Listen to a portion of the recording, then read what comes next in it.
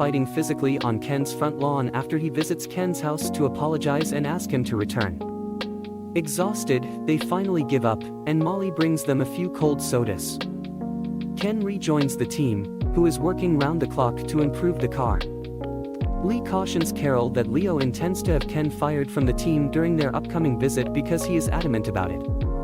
Since Carroll is aware of this, when Henry and Leo arrive, he locks Leo in his office and takes Henry for a ride in the race car, giving him a first-hand understanding of how thrilling and terrifying racing is.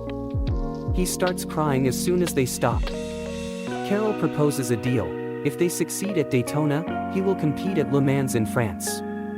If they lose, Henry gains complete authority over Carroll's business.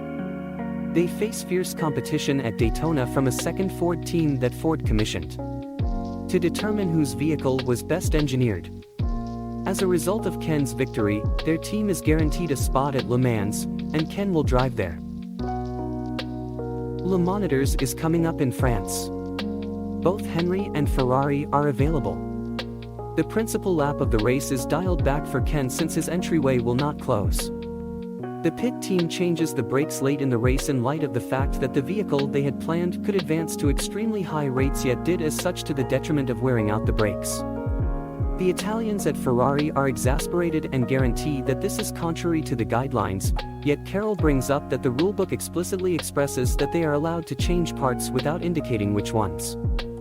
Ferrari ultimately fails to keep a grip on his vehicle and accidents, leaving Ken in the number 1 spot. Molly and Peter can watch on TV as Ken finishes his sought-after awesome leg. A few weeks later, Ken is killed in a crash while testing a brand new car design called the J-Car. Ken was not wearing any safety gear at the time. Carroll finds Peter at his family's residence and gives him the wrench that Ken threw at him. He gets in his car and drives off into the distance despite his condition.